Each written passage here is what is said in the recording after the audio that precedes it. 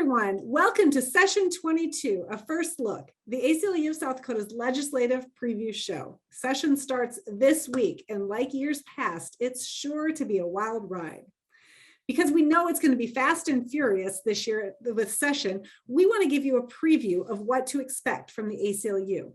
So today we're going to talk about some of the bills that we're looking out for and answer some questions that you all have sent us about legislative advocacy and how to effectively make change in your communities.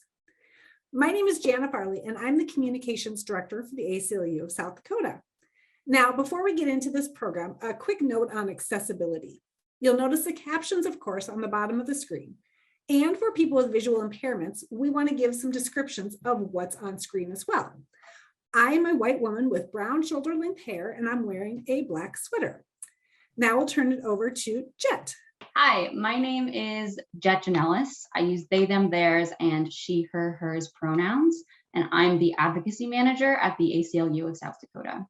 I am a white person in a brown button-down shirt with short brown hair, dark brown glasses, and blue eyes. Before we get started with the questions, I would like to do a land acknowledgement.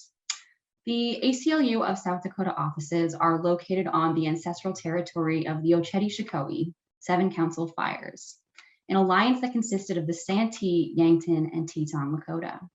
They are commonly known as the Sioux by non-native people, and the 7 tribes now occupy 9 different reservations in South Dakota.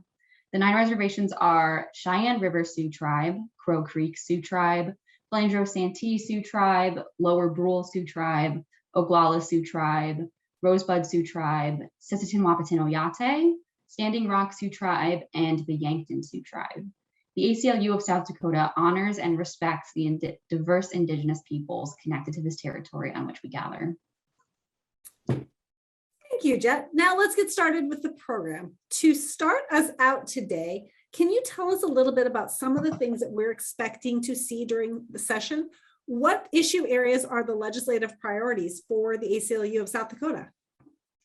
Yeah, this session, our priorities are going to be defeating anti-trans bills, defeating anti-choice bills, and defeating any classroom censorship bills, which are seeking to ban honest discussions of race and gender in the classroom. Now let's delve into these issues a little deeper. You mentioned that we'll be working to defeat anti-trans legislation. We've done it before. We've seen these bills year after year. Why do they keep coming back? Yeah, well, you're exactly right. You know, we have seen these bills for, it's going to be 8 years in this coming session. And we've seen all different types of anti-trans bills, you know, bills that are meant to prohibit trans people from being able to amend their birth certificate to reflect their identity. Bills that are meant to prohibit trans girls from playing on sports teams that affirm their gender, bills that are meant to deny trans youth access to gender-affirming healthcare. There's really not, the national climate last year kind of caught up with us in terms of how many bills they saw across the country. So we do expect to see those come back. Because there is a, more enthusiasm now that it's in the national conversation so prominently. But, you know, as always, we have fought back against these bills and been able to defeat them. And I'm confident that we'll be able to come together and do it again. Now, you mentioned that these anti-trans bills are part of the national conversation. Another issue area that is a part of the national conversation these days is abortion rights. From Texas and Arizona to right here in South Dakota, it seems that politicians are working extremely hard to prevent people from getting an abortion or to shame them out of having one. What are your thoughts for abortion rights and legislative session this year? Yeah, absolutely. Every year we see different bills that are trying to add restrictions and add roadblocks to accessing, abortion care, which is essential health care. Whether it's, implementing mandatory waiting periods or additional visits or, really just these bills that we've continued to see are just trying to insert politicians in between patients and doctors and make very personal decisions for people, when we all deserve the right to be able to choose, whether we carry a pregnancy, how we shape our lives and our futures. And those are decisions that need to be made in accordance with your faith and your family, and, are personal and sacred. But yeah, we continue to see that. And in the national climate, it's pretty severe. And we saw that with the Texas bill, Senate Bill 8, which bans abortion after 6 weeks, that Governor Nome has signaled great support for that and wants to see if there are ways we can get even stricter laws on the book. She wants South Dakota to have the most strict abortion restrictions on the books. So we are certainly worried about something like the Texas bill or something even worse coming our way, but we don't know, we don't have any specific pre-files at this time. Now, like abortion rights, classroom censorship is also an issue that's been talked about across the country. What are we seeing here, and why is it such a concern? Yeah, so classroom censorship bills are a First Amendment issue, for one, because the First Amendment protects students' rights to receive information.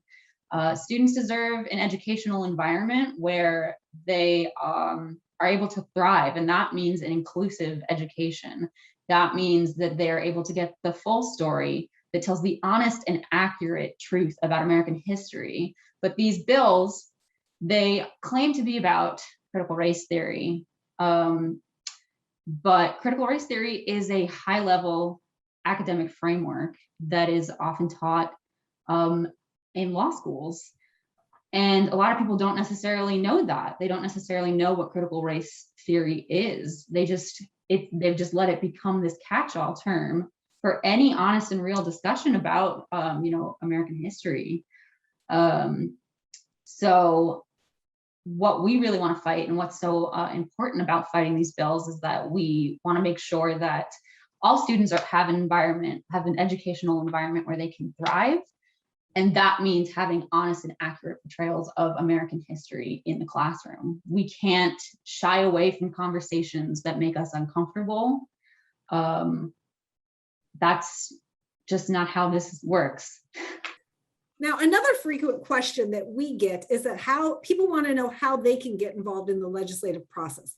What are some of the most effective ways to advocate for change and for the things that we believe in during the legislative session? How can I help? That's a big question. What can people do? Yeah, absolutely. Some of the most effective things I would say is connecting with organizations that are doing the work that you want to be doing. If you are, really passionate about, one subject, who has, and one bill, who has been active on those bills, who is talking about those bills. You want to look into different community organizations that are doing advocacy work, and different people who are doing advocacy work, and saying, like, how can I get involved? What should I be doing? Because a lot of the community organizations that are involved in advocacy work, we are constantly coming out with action items, with email lists for people to stay connected, posting on social media, posting blogs and op-eds, and trying to get information out there. So staying connected with them will help you stay informed and up to date, and it will help you connect with other people who are passionate about the same things you are. So I would say, one is really connect with other people out there doing the work, and the other organizations that are leading some of these fights. And then I would also say, take opportunities to connect with your legislator, through call, through email, through postcard, through, pigeon carrier, show up to legislative Cracker Barrels. That's a direct chance to talk to your legislator, and build a relationship with your representatives and let them know whether or not they are representing you accurately. So those are some of the big things. It's all about connecting with your legislators, connecting with your community, connecting with people who are in this fight, and staying up to date, informed, and engaged. Now, what about going to Pierre? That's another question we get. What can I do if I want to go to Pierre? Can I sit in and see how the session works somehow? Can I go to a committee hearing, just watch the floor vote? What can I do? What can I do in Pierre? Yeah, absolutely. So the committee hearings and like the floor debates and are open to the public. You know, you can sit in the galleries and watch the floor debates and the votes, and you can go to the committee hearings. However, I will say that in the committee hearings, that's the only time where you can participate by giving public testimony. When the bill is being argued on the floor, there is no public testimony taken at that time. It is only legislators arguing for and against a bill. So if you want to watch, you know, that's a great experience. If you want to participate, the committee hearing is where you're going to be able to do that. Now, legislative session can be a very busy time, and it can be very emotionally draining at times as well, especially if you're personally invested in some of the bills that are out there. What can you do, and how important is self-care during a busy legislative session? Yeah, self-care is extremely important. It is something where what might work for one person might not work for another person. You know, for example, what helps me during legislative session, because it is my full-time job to work on these things, I don't really get much of a break from thinking about legislative session. So something that's really important for me for self-care purposes is to schedule time to talk to my family and my friends and people who don't know anything about legislative session, so I can just have some time to not be thinking about it, because it is very stressful. You are absolutely right. It is very stressful, and it's painful, you know, because we're talking about discrimination. We're talking about violations of people's civil rights and liberties. We're talking about attacks on marginalized groups. So having a little bit of time to, you know, schedule a call with my sister, or, you know, just to sit down to get coffee somewhere with a friend who is not politically involved, can be really, really helpful for me. But however, on the opposite end of that, what might be helpful for another person is to just have time entirely alone, you know, just have time to themselves to decompress, to meditate or pray, or, you know, do whatever they need to feel restored in themselves. I think the biggest thing with self-care is just treating yourself like a whole person who has a lot of different needs, and making sure that you are attending to all of those needs, rather than just thinking that you can just go without, you know, listening to your body. So like, I would actually recommend, if you are interested in learning more about self-care and advocacy, watching the second session in our Advocacy Academy series, which was on conflict management, because we talk a lot in that series about self-care and the importance of it in advocacy work, and the importance of creating a plan for aftercare when you are dealing with conflict, and conflict is so much a part of advocacy work. So I would definitely recommend checking that out. And we'll put the links to the Advocacy Academy sessions in the comments below. Yeah, but yeah, so I think, how do you make time for self-care during a busy legislative session is a really great question. I think it looks different for different people. I think the important thing, though, is that you want to make sure that you are taking that self-care to be restored so you can come back to the work. You want to make sure that you are pausing but not quitting, because we need you in this fight, but we do need you in this fight in a healthy way, in a way that's not going to be harmful to you. Now, that said, legislative session starts this week, and we've been talking today about the priorities for the ACLU of South Dakota. We are going to be working to defeat anti-trans legislation, to defeat anti-abortion bills, and working on First Amendment issues and defeating any bills that address classroom censorship. What can we do right now to get ready for legislative session? Yes, okay. So I think there are a few different action items you can take right now that can help you. One is to follow us on social media. We have Facebook, Twitter, and Instagram. We are constantly putting out action items and information and updates on what's going on during sessions. So our social media is a great way to stay connected to what we're doing and what we want you to do. And then sign up for our email list. Signing up for our email, when you're on our email list, you get communications that have direct links right into an email sample that you can use, or a call script that you can use, or like background information, invitations to different events that we're putting on. So signing up for that email list is a direct connection from us to you. One thing you can do for classroom censorship issues, we have a pledge right now to oppose classroom censorship. You can sign that and you can share it around with people. And that's a way we're going to connect with people who are in opposition of classroom censorship throughout session. And then I would say bookmark our advocacy resources page and our legislative priorities page. So our advocacy resources page has a ton of information on effective ways to be an advocate in every way you can think of, in writing a letter to the editor, in holding a letter writing party, on calling and talking to your legislators, on talking to people around you.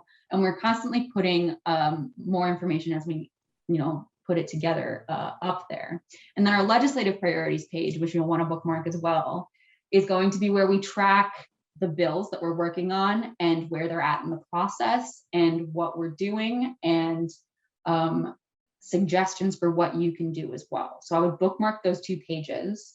One more thing that I would do is get really familiar with the South Dakota Legislature's website.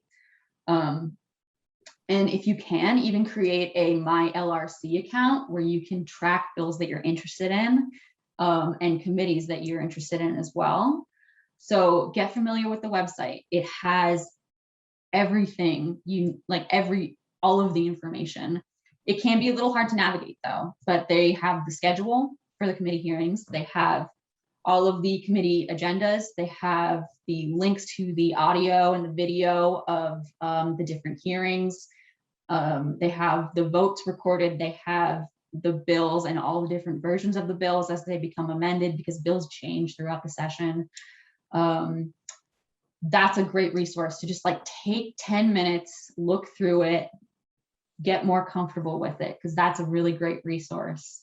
And then, check out our Advocacy Academy series. We just put out a 4-session series from the fall till last week, actually was our last session. But, our first session was on campaigning and organizing, which is a really fundamental skill for advocacy. The next one was on conflict management, and we talked a lot about self-care and advocacy strategy in that one. And then we had storytelling in the media, which is super, super important for advocacy work. And, the last one was legislative advocacy, where we talked about, the whole legislative process. I walked you through the process, how a bill becomes a law. It's a little bit School of Rock. And then we talked about some, advocacy tips, and go a little in depth on those. So those are some things that you can do right now. Oh, and then I would also say, sorry, I just have a lot of ideas. I would say, make sure you're looking up organizations that are doing the kind of work that you're interested in, for every issue area. And then follow local papers and local journalists. They're going to be really up to date. So those are the things that I think would be really important. And I know that's probably going to be a lot of links in the description. It's a lot of links, but you know what? We'll put links to what Jet mentioned in the comments under this video, so you can take a look and explore when you've got the time. But that's about it for today. I know we've got a lot of stuff going on with legislative sessions starting up, in our top priority issue areas of, the anti-trans legislation, anti-abortion bills, and anything with classroom censorship and free speech. So A lot of stuff in those 3 issue areas, but thank you so much for sticking with us, and reach out at any time if you've got any questions. Send us an email, southdakota@aclu.org. So thanks so much. Have a great night.